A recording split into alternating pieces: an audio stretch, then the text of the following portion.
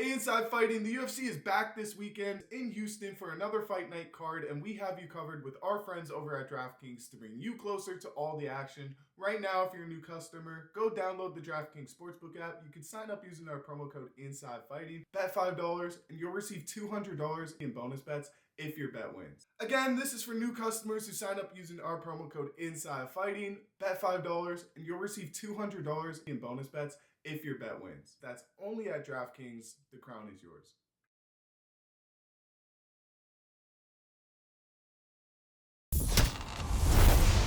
Great catching up with Dustin Jacoby, who's coming off a big win back at UFC Fight Night on February 7th, taking out Julius Walker. Dustin, how you doing, man? How's everything? I'm doing great, man. Enjoying just fresh off a trip to Mexico, fresh off a trip to Vegas, fresh off a trip to Australia. I've been everywhere, man. So no, life's been good. That's crazy. So when did you get back home? Like it sounded like you did a bit of a world tour after that win. Yeah, for sure. Well, up until a couple nights ago, I had only slept in my own bed for 3 nights in the last month. Oh, So I wow. was in Australia for 2 weeks. I flew home on a Monday, and I was home for like 10 hours, and then I flew to Vegas and took care of business.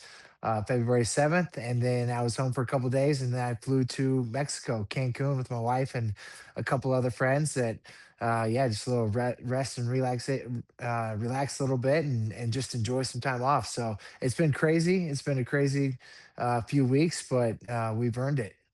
Let's go all the way back to the opponent switch up because you and I spoke when you were fighting Jimmy Crute, and then they give you Julius Walker, and it's kind of tough in a way for you, I'm sure, because Crute was ranked, Walker wasn't. Take me through that, where it was, I know you wanted to fight and keep active and all that, but how difficult was that? I know you'll fight anyone, but I think Walker had a lot more to gain from fighting you than you fighting him, so to speak.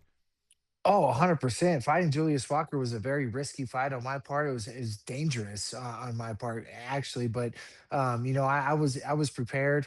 I had been through a fight camp. I was excited to face Jimmy Crute. Unfortunately, he gets injured, and I just feel really bad for him. He's going to be out the next 9 months. But I was looking forward to that opportunity, fighting an Aussie in their own country, and then going to fighting Julius Walker, who was nowhere near the rankings, just fresh, new in the UFC, very dangerous, very big. I know he nerds out on wrestling and jujitsu, so I knew it was going to be a very difficult fight as well. But I wasn't going to waste the camp, and was certainly was going to waste an opportunity. So I said yes, and got it done the next week. The Yeah. hardest part was the travel back from Australia.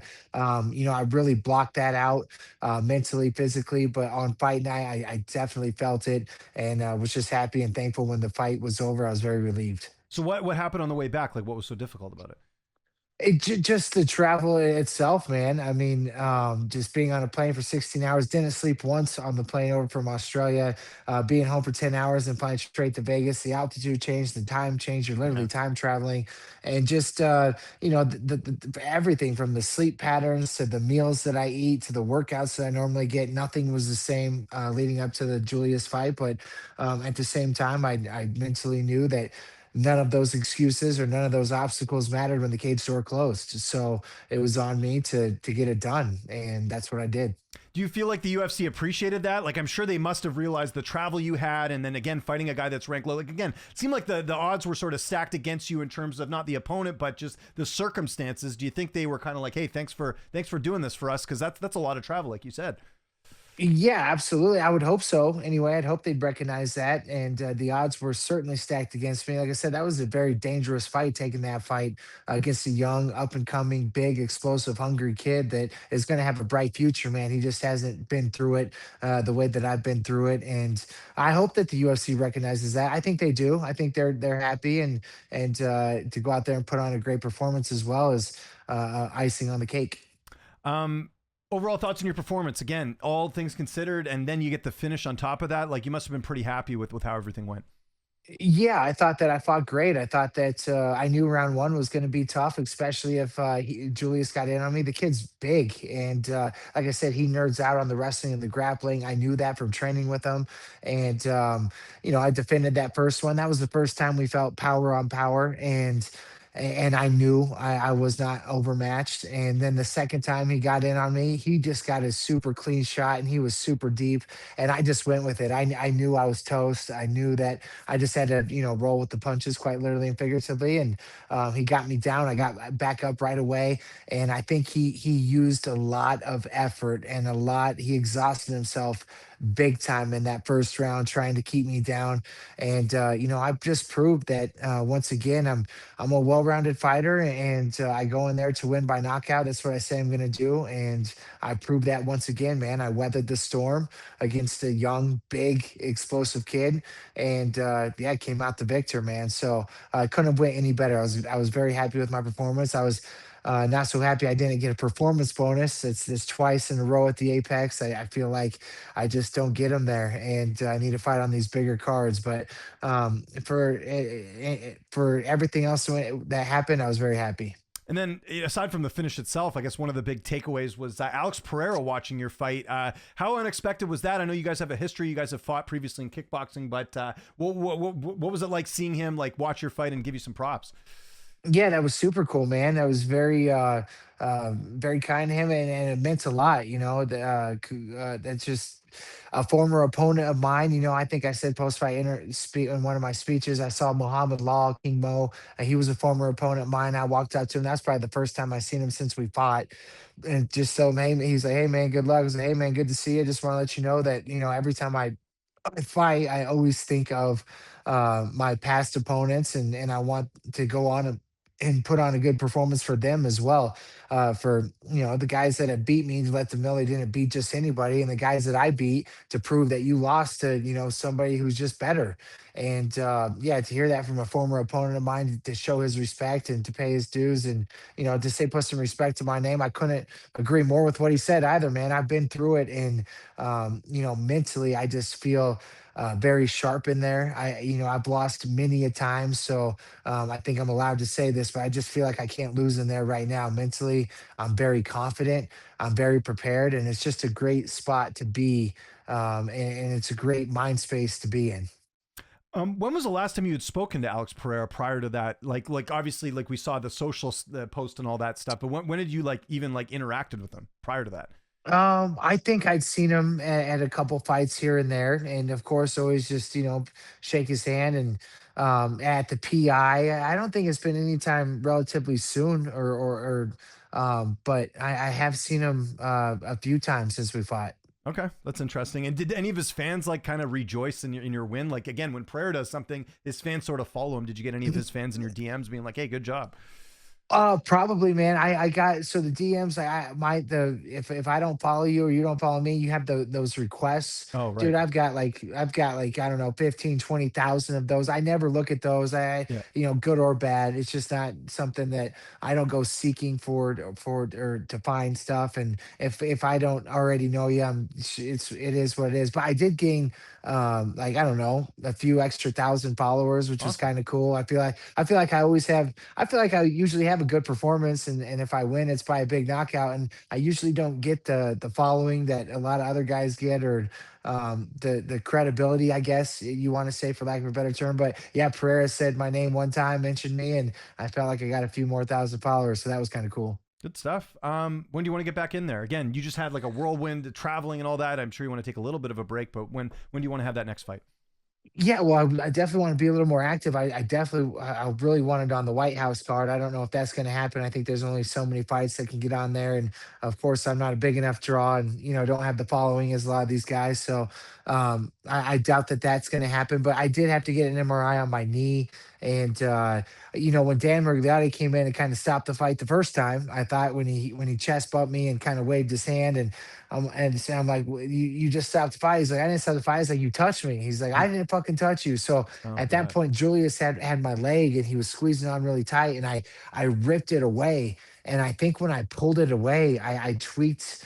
I did something to my knee. I don't know if it's my meniscus or what. I got an MRI yesterday, so hopefully get the news back. I am walking around on it. It's just pretty tender, pretty sore. I couldn't like if you were going to play a football game or a basketball game, I don't think I could right now because of the movement. I certainly couldn't get out there and spar right now. So hopefully it's not too bad. It's just a minor tweak, and we can get that fixed up. And then I'd like to fight, early summer would be ideal, and then take it from there. So, and dude, anybody in the top 15, there's not a single guy in the top 15 that I could not stand across from and make it a fight. And I truly believe that, and I've proved that time and time again. These guys have been taken out, haven't been ranked high, but they're young, big, hungry, up and coming prospects, and I continue to have my way with them. So I would love it. Another opportunity at a guy in the top 10. I know I dropped the ball against Dominic Reyes. I've said that before. I was not locked in that fight. That fight taught me it's already hard enough to win at this level. You have to be 110% focused and locked in. And I wasn't that night, and I paid the consequences and suffered the consequences. So, but now I feel like I really am ready. I mentally, I've never felt this good before, and I've lost many a times inside that octagon, and in fighting and life in general. So I understand, losing is still a very you're a good there's a good chance you could lose, but right now mentally I just feel extremely strong, confident, bulletproof, that I can go in there and beat anybody right now. After the White House card, there's that International Fight Week card they usually have at the end of June. Would that kind of be good timing? Because it usually is a bigger card, and I would imagine a lot of people that don't get on the White House card would want to be on that one. That would be a great card. Absolutely, man. If I'm not on the White House card, I would love to be on that card. But again, a big numbered event. Yeah. I've done really well at the Apex. I don't mind fighting at the Apex. I feel like I lock in and I win at the Apex, but I just don't feel like I get the same opportunity at the bonuses at the Apex. So I'd rather fight on the bigger cards, bigger fighters, bigger names, and yeah, man. Hopefully, yeah, International Fight Week would be awesome. Who's at the top of the list for your next opponent? I know you said to fight anyone in the top 15, but I'm sure you're keeping an eye on who's there. Is there one opponent or anyone that, like, maybe a couple names that really stand out to you as far as your next opponent? Gosh, man, honestly, any of them. I mean, there's guys in the top 10 right now. I know 1,000% I beat. I don't know. A rematch with Khalil Rountree would be awesome. That was the one I was thinking of, actually, because I think that a lot of people felt like you won that fight. He's coming off a loss. You're coming off a couple wins. I think now's the time to do that fight, especially with him not getting any younger and vice versa. Yeah, I think so too. I absolutely, man. I think that's a great fight. I think that'd be a great fight for the White House. But nonetheless, I think that's a good fight. I think after we had fought, I was minus 650 on DraftKings going to the decision after the fight was fought to win. So that I think that's all that needs to be said right there. The money never lies. The fight was already fought, and it was so long ago that people have forgot the what had happened. So let's do it again, and let's see who's ready to take the next step. Well, I think too, a lot of guys aren't booked yet. So it's, I mean, again, like Khalil's someone that's out there. He's available. He hasn't fought since the Yuri fight. I think that would be interesting. And that's two big names that you could add to that card as well. How would a rematch go differently between you two? Because I'm sure you look at that fight and go, I mean, I'm sure you hope that you can finish it this time, but how would you look at a rematch between the two, looking at both your styles? Because one thing we saw in the Yuri fight, he did fade in that fight, and that's how Yuri capitalized. Yeah, I think I would need to be a little more counter. I fight these bigger guys so much better than I do fighting the smaller guys. I don't know what it is. Alonzo Minifield, I didn't do well, but these guys that are bigger than me, Khalil Rountree, I thought I had won, but I don't know what it is. I think I get a little too aggressive with them, and not so much like just relax and let the game come to me. And I think I would be much more relaxed, kind of let the game come to me and just kind of counter and get of course, get the big knockout. And in a fight with Roundtree and there's a good chance somebody's going down. I mean, we're not guys that are going to come in and shoot on you and try to rust you. We're going to come in and throw down. So I think it'd be a great fight for the fans. I think it'd be a great fight for us, and I'd certainly be going for the knockout. We talked about Pereira. What do you think is going on? Because obviously, like, there's some talk about him maybe moving to heavyweight, and then there's people that are like, well, he's got to fight Carlos Ulberg, obviously, because Ulberg just won his last fight. They can't give Yuri the fight because obviously Yuri, won. Is lost twice to Pereira already. What would you like to see as someone who's in the division? Do you want to see him fight Ulberg, or do you think he should get tested up at heavyweight now, as we're kind of waiting to see what happens with Tom Aspinall? Well, I think Pereira is wanting to do whatever, like the most lucrative, the biggest fight, the biggest challenge. I feel like he's done it all. He's been the king at 85. He's been the king at 205. I could see where he wants to test himself at heavyweight. I thought one hell of a fight would be John Jones and Pereira for the White House card. I Mhm. thought for sure that would be one that we were hearing about, and maybe we do. I don't know, but I think that would be an awesome matchup. Now, as much as I respect Pereira, and I know there's no doubt in my mind he can knock John Jones out, I think John Jones is the hands down the best to ever do it. I think he would get Pereira down and have his way with him pretty easily. But I say that later. That's not taking anything away from Pereira. Pereira caught him. There's no doubt in my mind could knock him out. But John Jones is just a freak, an athlete. He's getting a little bit older, but Pereira's getting up there too. But I think Pereira just wants the biggest opportunity, the biggest challenge. I think he's earned the right to do whatever he wants, and I think the UFC would let him do whatever he wants. So, yeah, man, I guess the ball's in his court, whatever he wants to do. And last question: what was your reaction yesterday to seeing Ronda Rousey and Gina Carano fighting coming up here in a couple months? Dude, honestly, my first reaction is that's such a just wasted fight. There's both like just they've been gone for so long. This is no disrespect to either one. They're both going to make a boatload of money and for doing what they love. More power to them. I think that's so cool. I just think it's a fight that does not interest me whatsoever. Ronda Rousey looks like she's in pretty good shape. Gina Carano, I think is going to be so flat-footed. I think Rousey just wins via submission within the first couple minutes. I mean, I think she's just younger, quicker. I don't see Gina Carano bringing anything to the table of what she used to be. There's just no way. There's no way. People, it's almost like a kind of like a Mike Tyson fight, even though that seems a little extreme. But I just knew at the same time I didn't get fired up for that fight. I'm like, Yeah. it's just not the same competitors. I think that it's a baller move by Jake Paul and his promotion and doing that before the White House card. But dude, as a fan, as a fighter, as a competitor, I just didn't get fired up. I think it's gonna. I can see right through all of it. They're gonna sell it. It sells, but it's gonna be slop. It's not gonna be worth. The juice is not worth the squeeze, in my opinion. I say that respectfully. And you're always worth the squeeze for sure, Dustin, when it comes to these interviews, man. I appreciate the time. If there's anyone you want to thank before we get out of here, any sponsors, any social media you want to mention, I'll give you the last word.